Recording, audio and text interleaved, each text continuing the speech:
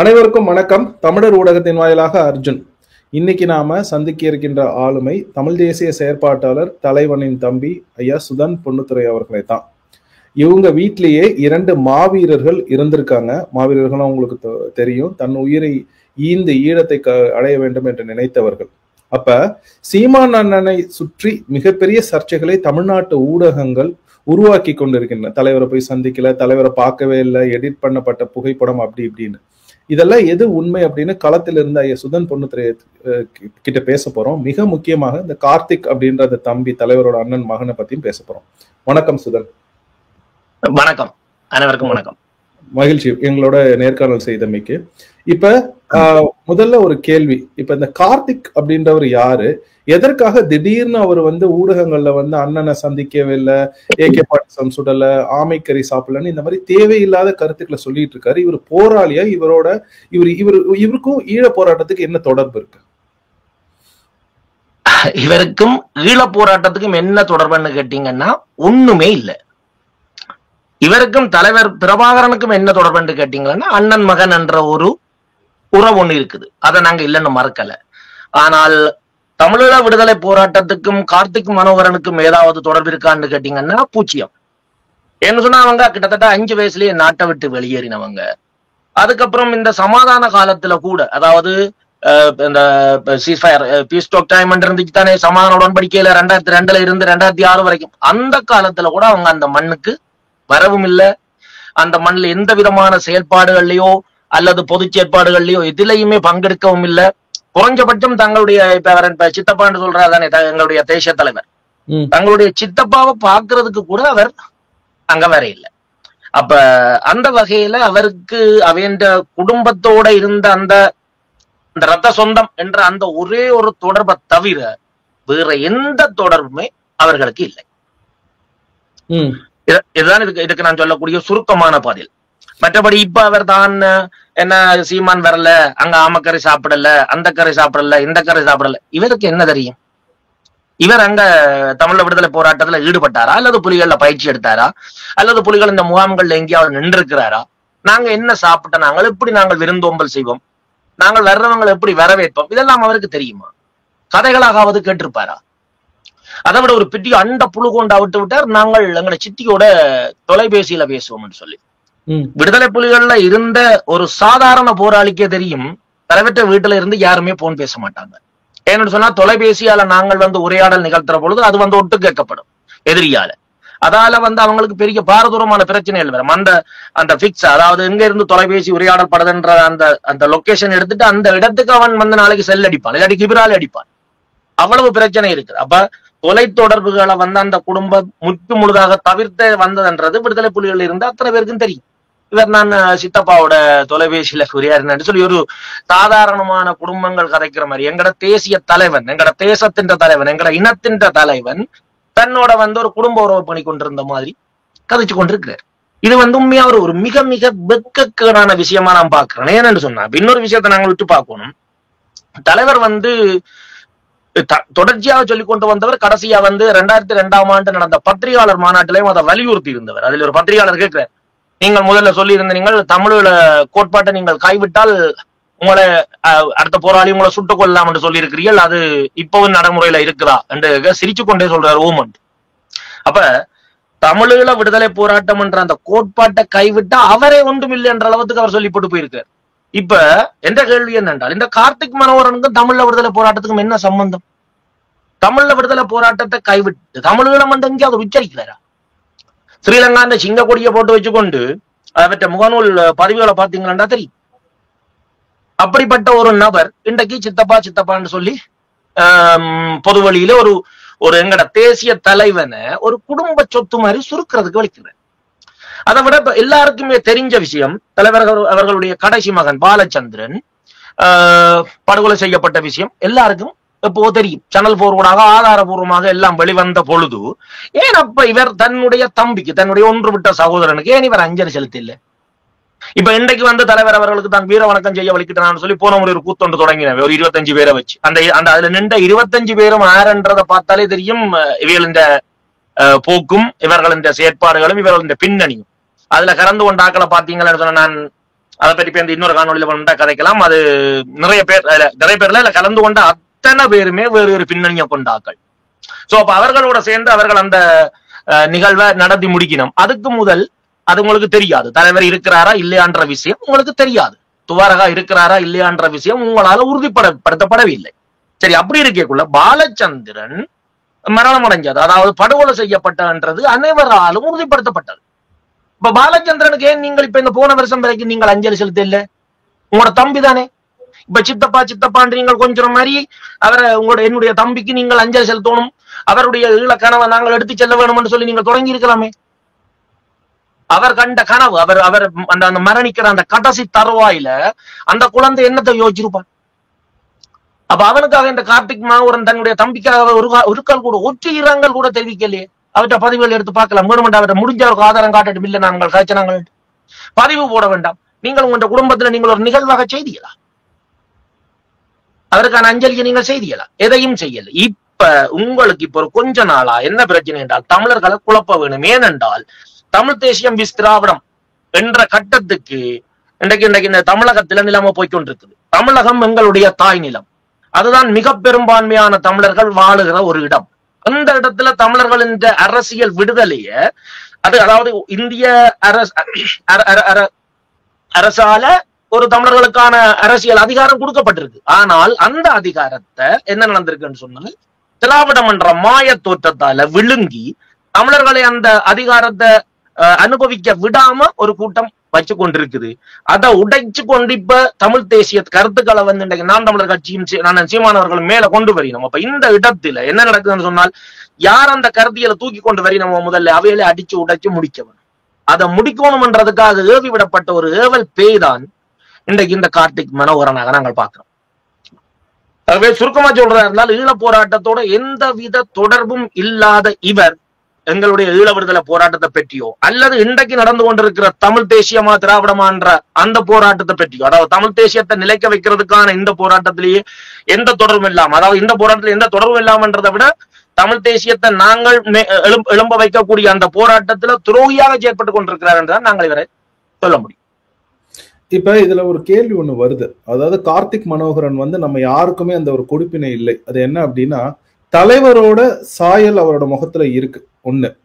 ஏதோ ஒரு விதத்துல தலைவரோட ரத்தமும் அவரோட ரத்தமும் ஒண்ணு. ஆனா தலைவரை நாம அவர் குடும்பத்துல பிறக்கல, அவரை நான் பார்த்தது கூட கிடையாது, நீங்க பார்த்திருக்கீங்க. ஆனா அவரை நாம வந்து இறைவனா வச்சு வழிபடுற அளவுக்கு அவர் இருக்காரு. ஆனா அவர் குடும்பத்துல அவர் ரத்தம் ஓடுற அந்த உடம்பு எப்படி இப்படிப்பட்ட ஒரு பச்சை துரோகத்தை தமிழ்நாட்டுக்கும் தமிழ் இனத்திற்கும் அவரால் செய்ய முடியும் அப்படின்னு நீங்க நினைக்கிறீங்க? இப்ப என்ன பிரச்சனையா சொன்னா நீங்கள் பாத்தீங்களான்னு சொன்னா இப்ப எங்கள் இந்த நாட்டுல நிறைய குடும்பங்கள் வந்து மாவீரர்களாக இருக்கணும், நிறைய போராளிகள் மாவீரராக்கி இருக்கணும். ஒரே குடும்பத்திலேயே சில வேளை 4 பேர் கூட மாவீரரான குடும்பங்கள் எல்லாம் இருக்குது. ஆனால் இப்ப சில குடும்பங்கள்ல வந்து ஒரு ஆள் தமிழ விடுதலை போராட்டத்தை தமிழ விடுதலை புலிகளோட இணைஞ்சு பயணிச்சிருப்பார், இன்னொரு சகோதரன் வேறு ஒரு மாற்று இயக்கத்துல பயணிச்ச வரலாறுகள் எல்லாம் எங்கட கண்ணுக்கு முன்னால இருந்தது. அது ஏனென்று எனக்கு தெரியாது. அவரவர்களின் சிந்தனை போக்கு அவர்களுக்கு சரியென்றப்பட்டபடி போனதான் அந்த விஷயம். அதால நிறைய பிரச்சனைகள் கூட வந்திருந்தது, அது எங்களுக்கு தெரியும்.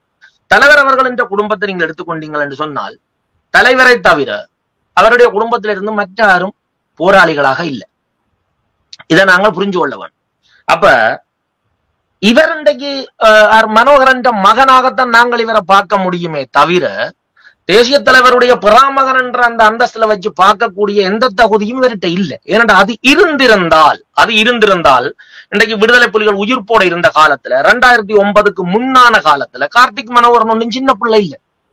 இவருடைய அதாவது தலைவர் பிரபாகருடைய மகன் சார்ல்ஸ் ஆண்டனி இவருடைய ஒன்றுவிட்ட சகோதரன், அவர் வந்து அந்த களத்திலேயே நின்று போராடி கொண்டிருக்க ஏன் இவரால் அங்க வந்து நின்று ஒரு சின்ன உதவி கூட செய்ய முடியல?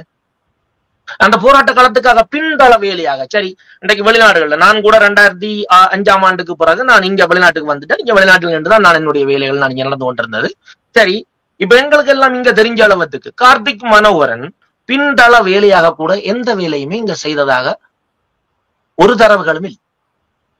அப்ப அவர் நாட்டுக்கு போயும் ஒரு வேலையும் செய்யல, இங்கேயும் ஒன்றும் செய்யல. ஆக வெறுமனே தலைவருடைய ரத்தம் இருக்கிறது என்றதுக்காக அவர் வந்து ஒரு போராளியாகவோ அல்லது விடுதலை போராட்டத்தோட தொடர்புள்ளவராகவோ நாங்கள் பார்க்க முடியாது. இது இப்ப கிட்டத்துல சீமானண்ணையோட பேச்சு ஒன்று கேட்டேன். அது எங்களுடைய சொந்தம் ரத்த சொந்தம் அல்ல, லட்சிய சொந்தம் அண்டு. உண்மையில நாங்கள் லட்சியத்தினூடாகத்தான் பிள்ளைகள். தலைவர் எல்லா பிள்ளைகளையும் தன்னுடைய பிள்ளைகளாகத்தான் பார்த்தார். அவர் சார்ல்ஸ் ஆண்டனியும் துவாரகாவும் பாலச்சந்திரனும் மட்டும்தான் தன்னுடைய பிள்ளைகள் என்று பார்த்திருந்தால் அவர்களை வழியே அனுப்பியிருப்பார். அவர் நிறைய பேர் வெளிநாடுகளுக்கு அனுப்பியிருந்தவர் வேற வேற வேலை திட்டங்களுக்காக, வேற வேற படிப்புகளுக்காக. நிறைய பேர் படிச்சு கொண்டிருந்த வேலை பெஞ்ச வெளியில இருக்கணும். தன்னுடைய பிள்ளைகளை அனுப்பியிருக்கலாமே வெளியில அவர் படிக்கிறதுக்கு. ஏனென்றால் அந்த பழிச்சொல்லு கூட வந்துடக்கூடாது நினைச்சால். அவற்றை பிள்ளைகள் படிக்க மாட்டாத பிள்ளைகள் இல்ல, மிக மிக அற்புதமான அறிவாளிகள்.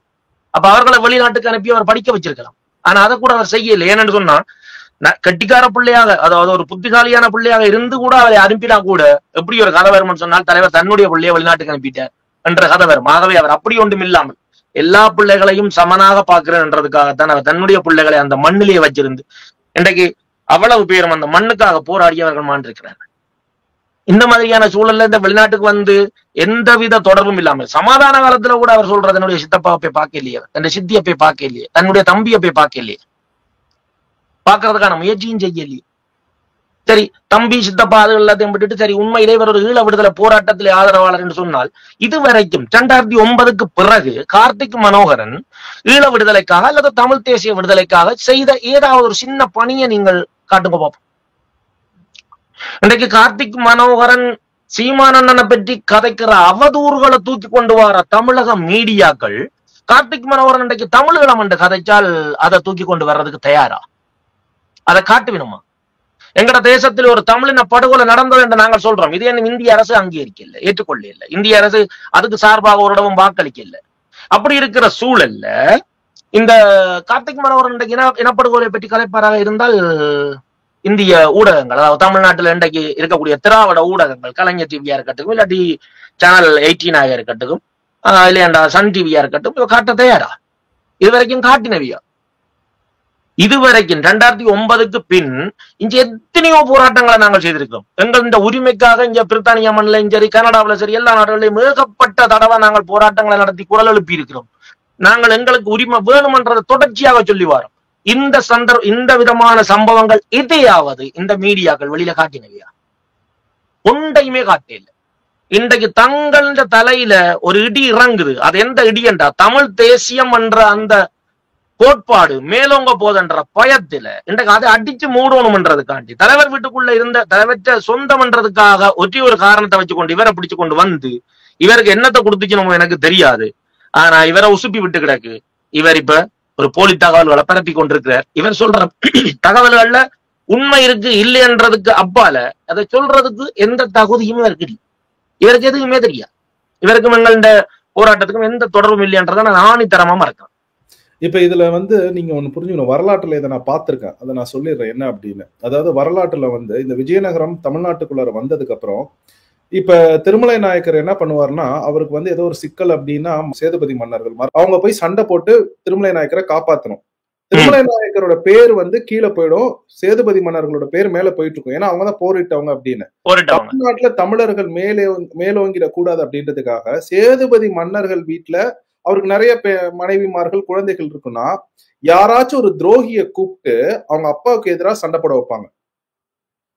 எப்பெல்லாம் தமிழன் மேல எழும்புறானோ இந்த வேலையை விஜயநகர கூட்டம் எப்பயுமே பண்ணும். இவங்க வரலாற்றுல இதை பார்த்துட்டு சீமானண்ணனை வீழ்த்தணும் அப்படின்னா, தமிழ் தேசிய கொள்கையை வீழ்த்தணும் அப்படின்னா இந்த மாதிரி கார்த்திக்னு அப்படி ஒரு தம்பியை கூட்டிட்டு என்னால அவரை கடுஞ்சொல் கூட பேச முடியல. ஏன்னா தலைவர் மாதிரியே இருக்காரு. எனக்கு அந்த முகத்தை பார்த்தாலே எனக்கு தலைவரோட சாயல் வர்றதுனால என்னால கடுஞ்சொல்லால கூட அவரை பேச முடியல. ஆனா எனக்கு என்ன கேள்வினா, எதற்காக இந்த கார்த்திக் மனோகரன் தமிழர்களை கொன்றொழித்த அந்த சிங்களவன் எதிரினா பக்கத்துல இருந்து ஆயுதம் எடுத்து கொடுத்த இந்த திராவிட துரோகிகளுக்கு ஆதரவா இருக்காரு? என்ன பிரச்சனைன்னு சொன்னா, கார்த்திக் உண்மையில எங்கட தேச விடுதலையோட ஒன்றி பயணிக்காதபடியால் அதுவின் அந்த வலிகளும் அதுவின் வட்டுக்களும் அதுவின் வேதனையும் அவர் உணர்ந்திருக்க சந்தர்ப்பம் இல்லை. அப்ப அந்த வகையில இவர்கள் இந்தியாவில கொஞ்ச காலம் தங்கி இருந்தவர், இந்தியாவில அதாவது தமிழகத்துல தங்கி இருந்தவர். அந்த தங்கி இருந்த காலத்துல பாத்தீங்கன்னு சொன்னால் இப்ப நிறைய பேர் சொல்ற ஒரு கருத்து, இந்த திராவிட இயக்கங்கள் தானே விடுதலை புலிகளுக்கு உதவினார்கள், திராவிட இயக்கங்கள் தானே விடுதலை புலிகளுக்கு அதை செய்தார்கள், திராவிட இயக்கங்கள் தானே விடுதலை புலிகளுக்கு இதை செய்தார்கள். என்ன சிக்கல், உண்மையான பிரச்சனை என்னென்றால், இந்தியா சுதந்திரம் அடைஞ்சதுல இருந்து தமிழ்நாடு தனித்தமிழ்நாடு மாநிலமாக பிறந்ததுல இருந்து தமிழ் தேசிய இயக்கங்களை வெளியில வர நீங்க எங்க விட்டீங்க? முழுக்க முழுக்க திராவிட இயக்கங்கள் தானே வந்துச்சு வெளியே. தமிழ் தேசிய இயக்கங்களை எப்படி அமுக்கணுமோ அப்படி உங்களின் அந்த நீங்க சொன்னீங்களே விஜயநகர சேதுபதிகளுடைய அந்த நாயக்க மன்னர்களுடைய அந்த அந்த என்னன்னு சொல்றது ஏமாத்து புத்தி, வஞ்சக புத்தி, அந்த வஞ்சக புத்தியை பயன்படுத்தி தமிழர்களை தாங்கள் ஆரண்ட உணர விடாத ஒரு நிலைமையில வச்சுக்கொண்டு திராவிட இயக்கங்கள்லாம் வளர்ந்து இருந்தது. அப்ப வளர்ந்து இருக்கக்குள்ள இங்க தமிழர்கள் ஒரு போராட்டத்தை ஆரம்பிக்கிறார்கள். ஈழத்துல தமிழ்ல விடுதலை வேணும் என்ற ஒரு போராட்டம். அப்ப அந்த போராட்டத்தை இவர்களால நேரடியாக எதிர்க்க முடியாது. ஏன்னா எதிர்த்துச்சுனோம்னா இங்க இருக்க தமிழ்நாட்டில் இருக்கிற தமிழாக்களுக்கு ஒரு உணர்வு வந்துடும், அங்க தமிழர்கள் போராட்டம் செய்கிறார்கள், இவர்கள் எதிர்க்கிறார்கள். ஆகவே ஆதரிப்பது போல் பாசாங்கு செய்ய வேண்டிய ஒரு துர்ப்பாக்கிய சூழல் இவர்களுக்கு ஏற்படுது. இவர்கள் இங்க மட்டும் இல்லை, இவர்கள் போராடவும் எல்லாம் அதுதான். இதே சிங்கள பக்கத்துக்கும் அதே பிரச்சனை இருக்குது. அங்கேயும் இவர்கள் இந்த கரங்கள் நீண்டு இருக்குது. அது ஒரு நீண்ட வரலாறு, அது பேர்ந்து பார்க்கலாம். அப்ப இவங்க என்ன செய்யறாங்கன்னா திராவிட இயக்கங்கள் மட்டும்தான் இங்க இருக்குது, தமிழர்கள் எழும்ப விட இல்லை. விடுதலை புலிகளுக்கு உதவணும் என்றாலும் சரி, விடுதலை புலிகளுக்கு ஏதாவது செய்யணும் என்றாலும் சரி, அந்த திராவிட இயக்கங்களுக்குள்ள இருக்கக்கூடிய தமிழர்கள் செய்வார்கள். திராவிட இயக்கங்கள் பேர் எடுத்துக்கொள்ளும். இதுல ஒரு சின்ன இடைமறிக்கிறதுக்கு மன்னிக்கணும், அது அவங்க திட்டமிட்டு தான் செஞ்சாங்க. என்ன அப்படின்னு நிச்சயமா திட்டமிட்டு தான் செய்தாங்க. தமிழர்களுக்கு எது நடந்தாலும் திராவிட இயக்கங்கள் இருக்கிற திராவிடர்கள் தான் செய்யணும். இப்ப ஈழ போராட்டம் அப்படின்னா சீமான் உரைக்கு முன்னாடி 2 பேர் வரும். ஒன்னு கோவி ராமகிருஷ்ணன், இன்னொன்னு ஐயா வைகோ அவர்கள். இவங்க 2 பேருமே தமிழர்கள் கிடையாது. அவங்கதான் அந்த ஈழ போராட்டத்துக்கு ஆதரவு கொடுக்கற மாதிரி கொடுப்பாங்க, ஆனா கொடுக்க மாட்டாங்க. அத நம்ம அது ரொம்ப தெளிவா நம்ம புரிஞ்சுக்கணும். அப்போ அந்த திராவிட இயக்கங்கள் தான் இந்த மனோகரன் குடும்பம் அங்க இருக்கிற பொழுது நிச்சயமாக உதவி இருப்பார்கள். அப்ப அந்த வகையில இவர்களுக்கு குளத்தூர் மணி, கோவை ராமகிருஷ்ணன், இந்த வைகோ நாயுடு போன்ற இந்த திராவிட கும்பலோட தான் இவர்களுக்கு தொடர்பு இறுக்கமாக இருந்திருக்கு. அந்த தொடர்பை பயன்படுத்தி இப்ப அவர்கள் இழுத்துக்கொண்டு வாரார்கள். தான் பிரச்சனை. அப்ப இதை பகுத்தறியக்கூடிய இவர்களுக்கு உள்ள இருக்கக்கூடிய இந்த தந்திரத்தை உணரக்கூடிய சக்தி இந்த ஈழ விடுதலை போராட்டத்தோட ஒன்றி பயணிக்காத கார்த்திக் மனோகரனுக்கு இல்லை. இதுதான் பிரச்சனை. அவர் அதுக்குள்ள இருந்திருந்தால் இப்பொழுது அவருக்குள்ள வயதுக்கு அவர் இந்த தந்திரங்களை புரிஞ்சு கொள்ளலாம். ஆனால் அவர் புரிஞ்சு கொள்ள மறுக்கிறார். என்னன்னு சொன்னா, அவரை சுத்தி நிக்கிற ஆட்கள் எல்லாம் முதல்ல அவர்கிட்ட கண்ணுக்கு தெரிஞ்ச விடுதலை புலிகள் ஆதரவாளர்கள் என்று தெரிஞ்ச எல்லாருமே இப்ப அவருக்கு சுத்தி தான் நிக்கிறாங்க. வைகோ கூப்பிடுறாரு, குளத்தூர் மணி கூப்பிடுறாரு, நெடுமாறன் கூப்பிடுறாரு, காசி ஆனந்தம் கூப்பிடுறாரு என்று சொல்லிக்க. அப்ப இவர் என்ன நினைப்பாரு? காசி ஆனந்தம் இல்ல நினைக்கிறேன். அப்படி கூப்பிடுற இவர் என்ன நினைப்பாரு? உடனே இவங்கதான் சரி போல இருக்கு. அப்ப இவற்ற மூளை மழுங்கி போயிருக்கு. மழுங்கி போயிருக்கிறதால இவர்களுடைய இந்த திட்டமிட்ட சதி செயலுக்கு தெரிஞ்சோன்னு சொல்ல முடியாது, உண்மையில தெரியாம அவர் விலை போய் கொண்டிருக்கிறார் என்றதான் உண்மை என்று நான் நினைக்கிறேன். அப்படி இல்ல தெரிஞ்சுதான் போராரா இருந்தால் காலம் அவருக்கு நிச்சயமாக ஒரு கடும் துரோகி என்ற பட்டத்தை சுட்டும். அது ஒரு மிக விரைவில் அது வெளிப்படும். சரி, இப்ப சீமான் அண்ணன் போய் தலைவரை பார்க்கல அப்படின்னு இப்ப சமீபத்துல ஒருத்தர், அவர் பேர் கூட சொல்ல வேணாம், யாரோ ஒரு ஒளிப்பதிவாளர், என்ன பேருன்னு கூட எனக்கு தெரியல, அவர் ஒரு நேர்காணல் கொடுத்திருக்காரு. திமுகவின் பிரச்சார பீரங்கியா ஊடகத்துல ஊடகவியலாளர் அப்படின்ற ஒரு போர்வையில இருக்கிற கார்த்திகை செல்வன் நேர்காணல் எடுத்துக்கிட்டு இருக்காரு. ஆமா, இத பத்தி நீங்க என்ன நினைக்கிறீங்க? தலைவரை அண்ணன் சந்திச்சாங்களா இல்லையா? உண்மையில இப்ப என்னன்னு சொன்னா, இந்த திராவிடம் நாங்கள் இப்ப நாட்டுல சண்டை நடக்க என்ன நடக்கும்னா, உதாரணத்துக்கு பாத்தீங்கன்னா பூநகரியில ஒரு சண்டை நடக்கும். அந்த சண்டையை டைவர்ட் பண்றதுக்கு என்ன செய்வாங்கன்னா, பலாலிக்குள்ள போய் ஒரு அடி அடிப்பாங்க. சரியா? அது டோட்டலி எதிர்பக்கமா இருக்கும். அப்ப அங்க ஒரு சண்டை நடக்கும், அங்கதான் நடக்குது ஒரு நடக்குன்னா சண்டை இங்க. இப்ப உண்மையான பிரச்சனை என்னென்றால், தமிழ் தேசியத்துக்கும் திராவிடம் என்ற ஒரு போலி கோட்பாட்டுக்கும் ஒரு மாய தோற்றத்துக்கும் சண்டை நடக்குது. இந்த சண்டையில தமிழ் தேசியத்தின் கரங்கள் மேலோங்கி கொண்டிருக்குது. இப்ப சண்டைய டைவர்ட் பண்ணணும். சீமான் போனது உண்மையா பொய்யா? சீமான் போட்டோ உண்மையா பொய்யா? இப்ப இது தேவையா? இந்த 15 வருஷமாக இதை சொல்லாம விட்டுட்டு இன்றைக்கு எதுக்கு எல்லாரும் சீமான் உண்மையா பொய்யாண்டு இந்த என்ன சொன்னீங்க, கார்த்திகை செல்வனுக்கோ இல்லாட்டி நியூஸ் 18க்கோ இவ்வளவு நாளாக இந்த போட்டோ கண்ணுல படவே இல்லையா? இது முதலாவது கேள்வி. ரெண்டாவது என்னன்னு சொன்னால், சரி அவர் சொல்றார் அந்த போட்டோ போலி என்று சொல்றாரு. ரெண்டு பேப்பம் சரி, சீமான் அவர்கள் அந்த போட்டோ போலி, அவர் நாட்டுக்கு போக இல்லை, இல்லாட்டி போயிட்டு அவர் அங்க சும்மா மாடு மேய்ச்சிட்டு வந்துட்டாருன்னு வைப்போம். இந்த சந்தோஷ் தலைவரை பார்த்தார் தானே, தலைவரோட தானே நின்றேன்னு சொல்றாரு. 7 மாசமா அங்கதான் பயணிச்சு அவரோட நின்றேன் இவரோட நின்று எல்லாம் செய்யறாரு. சரி, அவ்வளவு பேரோட நின்று இன்றைக்கு அத்தனை பேரும் இந்த மண்ணுக்காக தேசத்துக்காக தங்களை அர்ப்பணிச்சிருக்கிறாங்க. அவங்களுடைய ஆத்மாக்களுக்காக 2009 இருந்து இந்த 2025 வரைக்கும் நீ செஞ்சது என்ன? ஏதாவது செஞ்சிருக்கியா? இன்னைக்கு தமிழ் தேசியம்ன்றதை நிலைநிறுத்துறதுக்காக இன்றைக்கு சீமானவர்கள் இந்த களத்துல செய்த பணியில ஒரு ஒரு ஒரு ஒரு அரும்பளவாவது நீ செஞ்சிருக்கியா? செய்யாம ஒன்றுமே செய்யாமட்டு இன்றைக்கு அந்த போட்டோ போலி அந்த சூசேன்ன கதைச்சது அது இவரை மட்டும் சொல்லல, குளத்தூர் மணி என்னையும் சொன்னாரு, அவரையும் சொன்னாரு, இவரையும் சொன்னாரு. ஏன் நம்ம போடல? போடு, உங்கள்கிட்ட இருந்தா போட. குளத்தூர் மணி என்ன தான் தரமதாங்க சொல்லி சூஸ் என்ன சொன்னாருன்னு வைக்கலாம், இல்லாட்டி நடேஷ் என்ன சொன்னாருன்னு வைக்கலாம். அது போட. ஏன் போடல? அந்த ஆவணங்கள் எதுக்கு நீ மறைச்சு வச்சிருக்கிற? அப்படி இருக்க ஏன் மறைச்சு வச்சிருக்கிற? எங்களுக்கு தெரிஞ்ச அளவுக்கு என்னுடைய 2 அண்ணன்மார் போராட்டத்தில் இருந்து தங்களை அர்ப்பணிச்சிருக்கணும். என்னுடைய நிறைய உறவினர்கள் தலைவருக்கு மிக அருகாமையில் இருந்திருக்கார். என்னுடைய தம்பி இருந்திருக்கிறார். என்னுடைய ஒன்றுபட்ட சகோதரன் தலைவற்ற பாதுகாப்பு பிரிவின் மிக பொறுப்பாளராக இருந்திருக்கிறார். சகல எல்லா வளத்தாலையும் எனக்கு தெரிஞ்ச விஷயம், சீமானவர்கள் அங்க நின்ற பொழுது தலைவர் விரும்பி சந்திச்ச ஒரு ஆள்ல சீமானண்ணன் அவர்கள் ஒரு ஆள். இது 100% உண்மை. இப்ப சில பேரை சந்தர்ப்ப வசத்தால் ஒரு ஒபிஷியல் விசிட்டா வரைக்கும் சந்திக்கிறதுன்றது வேற, விரும்பி சந்திக்கிறதுன்றது வேற. இப்ப நான் அன்னையை சந்திக்க கூட எனக்கு சும்மா இப்ப ஒரு என்னோட ஒரு கதைச்சு கொண்டிருக்கக்குள்ள அவர் எனக்கு சொன்ன விஷயங்கள்ல 2 விஷயம். இந்த சினிமா பற்றி ஒரு கதை வரைக்குள்ள தம்பி படத்தை பற்றி வியந்து கதைச்சவர் தலைவர் என்னோட கதைக்கு. அதே மாதிரி விசால் நடிச்ச படம் உண்டு, என்ன படம் ஒன்று மறந்துட்டேன், பாண்டிய நாடோ பாண்டியரோட சண்டைக்கோழியா, சண்டைக்கோழி படத்தை பற்றி கூட தலைவர் கதைச்சவர். அப்ப அந்த என்னன்னு சொன்ன என்னதுன்னா, அந்த சினிமா படங்கள் அப்ப நீங்க அங்க நான் லண்டன்ல இருந்து போனா அப்ப அங்க எல்லாம் நீங்க படங்கள் பாக்குறீங்களா அப்படி சும்மா கேஷுவலா கதைக்கக்குள்ள இந்த கதை வந்தது. அப்ப என்ன சொல்ல வரேன்னு சொன்னா, அப்பவே அவருக்கு அந்த தம்பி படத்தை பற்றியான ஒரு பார்வை, ஒரு எஃபெக்ட் அவருக்குள்ள இருந்தது. சோ தலைவர் அவர்கள் விரும்பி சந்திச்ச ஒரு ஆள் சீமான். அவர் மட்டும் சொல்லல, வேற யாருக்களையும் சந்திக்கிறது சீமான கூப்பிடுங்க சந்திக்கணும் என்று சொல்லி.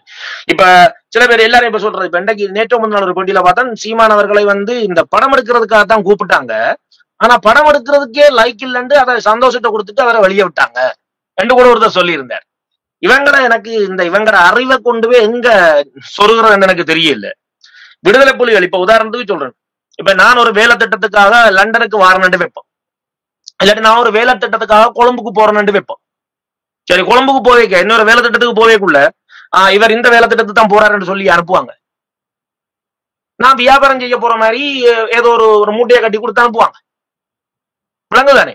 இப்ப லண்டனுக்கு ஒரு வேலை திட்டத்துக்கு அனுப்பப்படுறாருன்னா இங்க படிக்கிறது கண்டு வந்திருப்பாங்க, இல்லாட்டி வேற ஒரு வேலை திட்டமா வந்திருப்பாங்க. ஆனா அது உண்மையான வேலை திட்ட நோக்கம் வேறையா இருக்கு, அது வெளியே சொல்லப்பட போறது இல்லை. இப்ப சீமானவர்களை தலைவர் உங்களை சந்திக்கிறதுக்காக உங்களை அழைக்கிறார், வாங்க கொண்டு கூட்டிக் கொண்டு போக முடியாது. ஏன்னா அது எல்லாருக்கும் தெரிஞ்சு போகும். அப்போ படம் எடுக்க வருகிறார் என்ற அந்த பாணியில வந்தாரே தவிர அவர் வந்தது படம் எடுக்கிறதுக்காகவே அல்ல. அப்ப அந்த படம் எடுத்த கூட்டத்துக்கு அவர் அந்த படத்தை தொடக்கி வைக்கிறார், அவ்வளவுதான். மற்றபடி அவருக்கும் அந்த படத்துக்கும் சம்பந்தம் இல்லை, அதுல இவர் பெருசா பங்கு பெற்றவும் இல்லை. அவர் வந்த நோக்கம் வேற. ஆனால் இந்த செய்தியை வெளியில முன் வச்சா படத்துக்கு படம் எடுக்கிறாங்க ஒரு ஆள் வார என்ற கட்டத்துல அவர் முன் வந்ததை தவிர அவர் அங்க செய்த வேலை படம் எடுத்த வேலை இல்லை. இன்றைக்கு போலியாக செய்திகளை பரப்பி கொண்டிருக்கிற அத்தனை பேருக்கும் தெரியும் அவர் ஏன் வந்தவர் என்று. ஆனா அதை வெளியே சொல்ல மாட்டோம், சொல்ல விருப்பம் இல்லை. ஏன்னு சொன்னா திராவிடம் போடுற எலும்பு துண்டுக்கு வாலாட்ட வேண்டி கிடக்கு.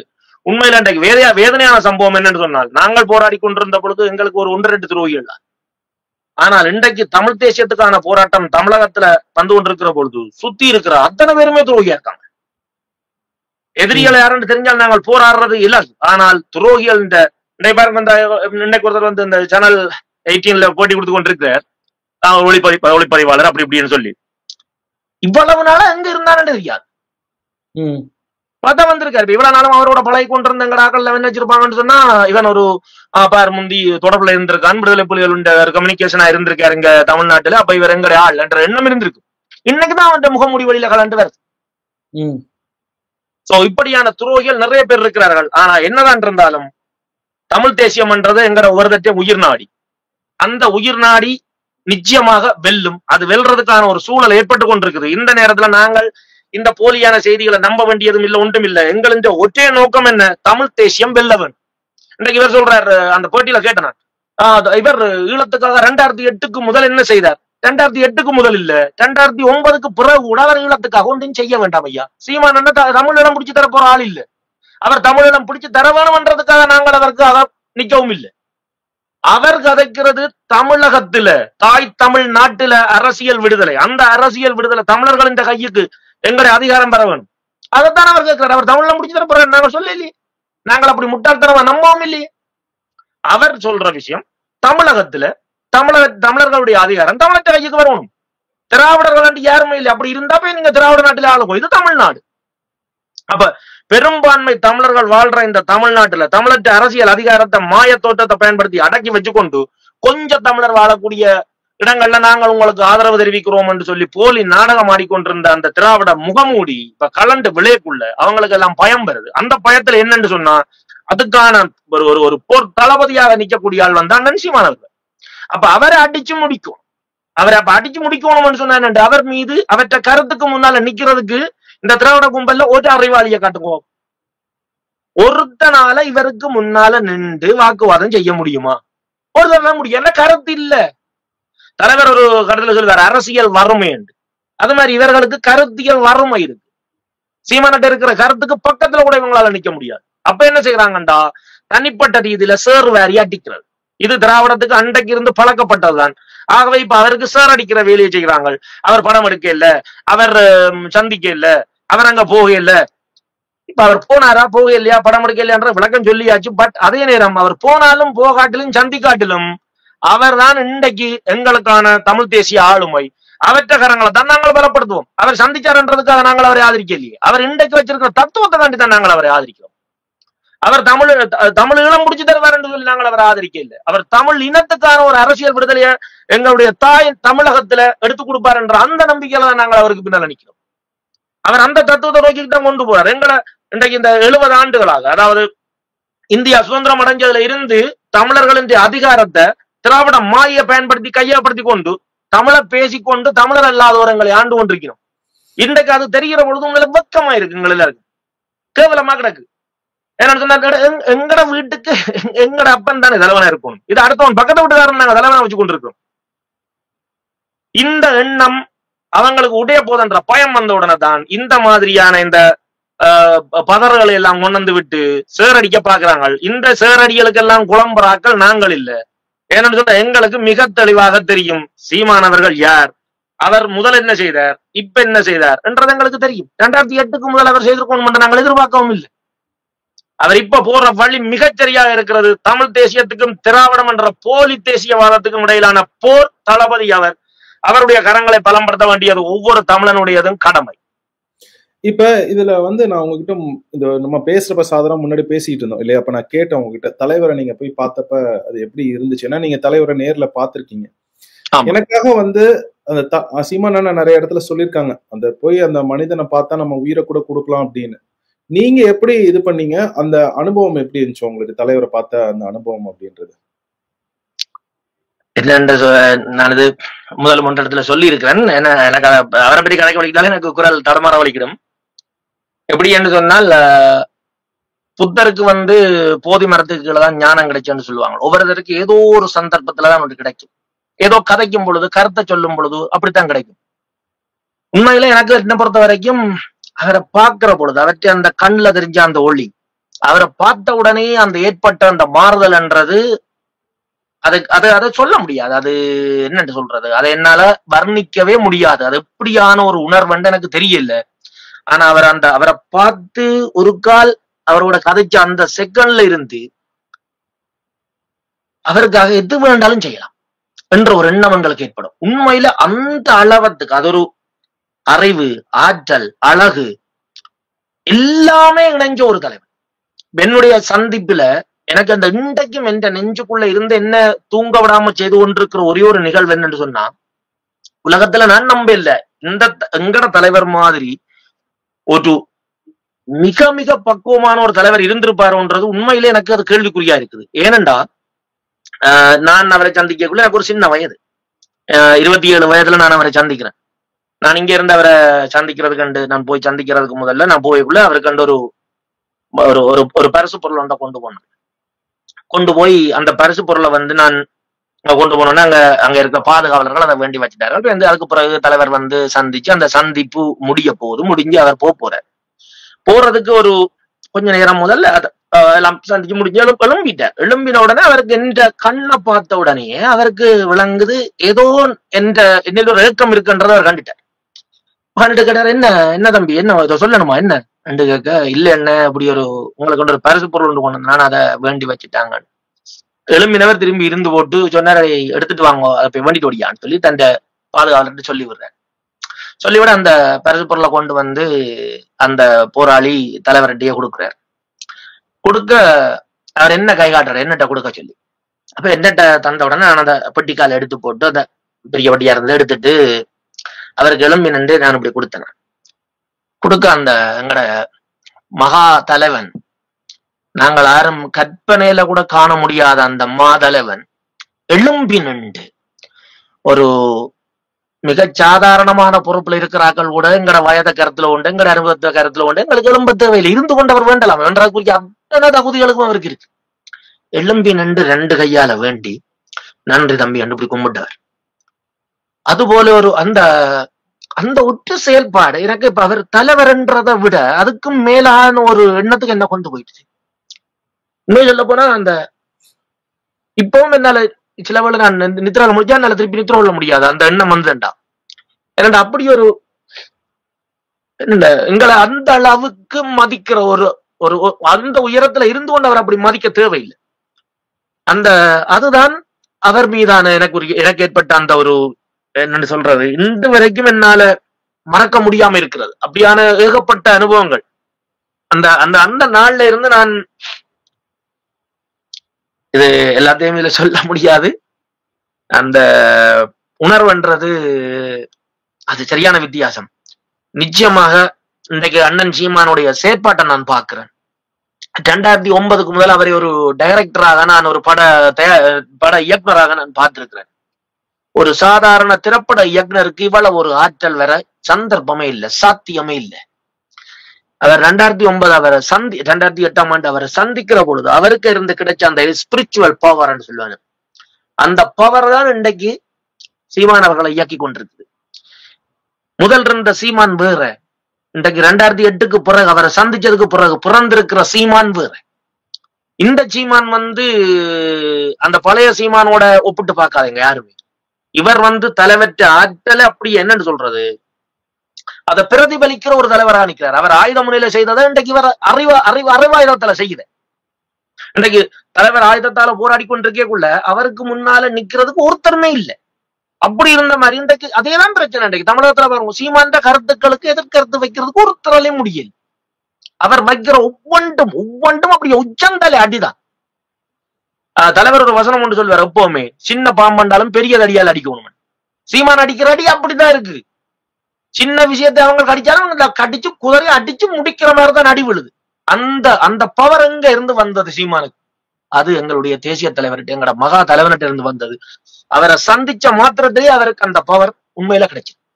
இதை நான் உளப்பூர்வமாக அவரை பார்த்தான்றதுல இருந்து நான் நம்புறேன். நீங்களாம் ரொம்ப பாக்கியம் செஞ்சவங்க. எனக்கு வாழ்க்கையில நான் சந்திக்கணும் அப்படின்னு நான் நினைக்கிறேன். முதல் பேரு தலைவரோட இதாதான் இருக்கும். பட் என்னால அது நடக்காது நமக்கு. பரவாயில்ல.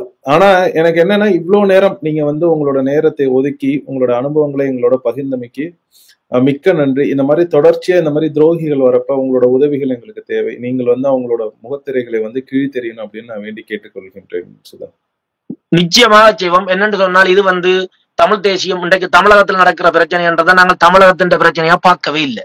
இது ஒட்டுமொத்த தமிழ் தேசிய இனத்தின் பிரச்சனை. ஒட்டுமொத்த தமிழர்களும் சேர்ந்து இந்த இந்த இந்த திராவிட மாய உடைச்சு எறிஞ்சாத்தான் எங்களுக்கான அரசியல் விடுதலை, பெண் விடுதலை எல்லாமே அதுக்கு பிறகுதான் சாத்தியமாகும். இன்றைக்கு ஏதோ அங்க அவர்களுடைய அந்த தத்துவ ஞானி அவர் சொல்ற தத்துவ ஞானி ஏதோ பெண் விடுதலை எடுத்து தந்த மாதிரி கதைக்கணும். பெண் விடுதலை இருக்கா இல்லையான்றது தமிழகத்தின் நியூஸ்களை பார்க்கக்குள்ள தெரியும். இன்றைக்கு அண்ணா யூனிவர்சிட்டியில தான் நாங்க பெண் விடுதலை கொடுத்திருக்கணும். திராவிட கும்பல்கள் அதை பார்க்கும் பொழுது தெரியுது.